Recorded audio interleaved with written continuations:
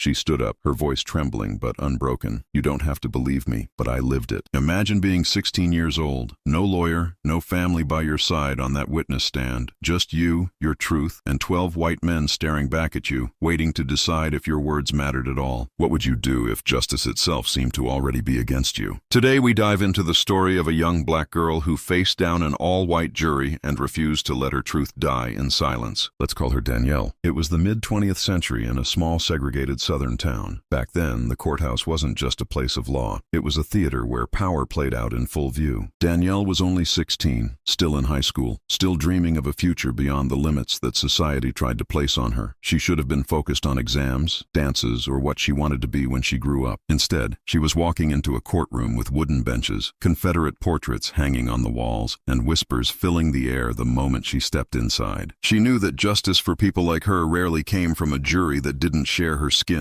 her struggle, or her truth. But Danielle had no choice. She had been wronged, and this was her only chance to be heard. The case was brutal. Danielle had been attacked, violated in the most horrific way imaginable, and the accused were white men with family ties to power in that town. For weeks, rumors spread. Some whispered that she should stay silent, that speaking up would only bring shame. Others told her no jury would ever take her word over theirs. But Danielle was determined. When the bailiff called her name, she walked to the stand. Her hands shook as she placed them on the Bible, swearing to tell the truth. The courtroom was silent, except for the squeak of chairs as the jurors shifted. 12 white men, all older, all strangers, stared at a teenage girl who was about to challenge their entire worldview. Step by step, she told her story. The fear, the attack, the way she had screamed for help. Her words painted a picture many didn't want to see. Some jurors looked away. A few scribbled notes, their pens trembling. One man crossed his arms and smirked, as if he had already decided she was lying. Danielle paused, her throat dry. For a second, she thought about stopping, about staying safe in silence. But then she remembered her mother's words. "If you stay quiet, they win twice." So she went on. Every detail was clear. Every word cut through the air like a blade. And for a moment, even in that hostile courtroom, truth was undeniable. When Danielle finished, the air was heavy. You could almost feel the walls holding the weight of her testimony. The defense attorney rose, ready to tear her down. He smirked as he asked questions designed to humiliate her. "Are you sure you remember correctly? Why didn't you fight harder? Maybe you misunderstood." Each question was a dagger, but Danielle didn't flinch. Her answers were steady, her voice unbroken. The spectators whispered. Some looked at her with pity, others with contempt. The jury remained stone-faced. Finally, the defense sat down. The judge called for deliberation. The jurors filed out, their boots echoing on the wooden floor. For Danielle, every second they were gone felt like an eternity. Would they believe her, or would they protect their own? Hours passed. Danielle sat with her hands folded tightly in her lap, her eyes fixed on the floor. She thought about what it meant to even sit there, about the generations before her who never made it to the witness stand, about her grandmother who once told her, "Child, the world will try to silence you. Don't ever let it." It wasn't just about this case, it was about something bigger. Her voice was proof that black girls had stories worth hearing, proof that even in the face of disbelief, courage could stand taller than prejudice. Danielle later said, "It wasn't the verdict I remembered most. It was the look on their faces when they realized I wasn't afraid of them anymore." That moment wasn't just her fight, it became a symbol of resistance, a reminder that justice doesn't start with laws, it starts with truth-tellers brave enough to speak when silence is safer. When the jury returned, history didn't suddenly change. The verdict didn't erase centuries of injustice, but something powerful happened that day. A young girl refused to let her truth be erased, and in doing so, she showed a whole community, black and white, that silence was no longer an option. Her story echoes today, in classrooms, in protests, in every young voice that dares to speak up against injustice. So I ask you, what would you do in Danielle's place? Could you stand before strangers who doubted your very existence and tell the truth anyway? Let me know your thoughts in the comments below. And if stories like this move you, subscribe, share, and keep these voices alive, because courage like Danielle's deserves to never be forgotten.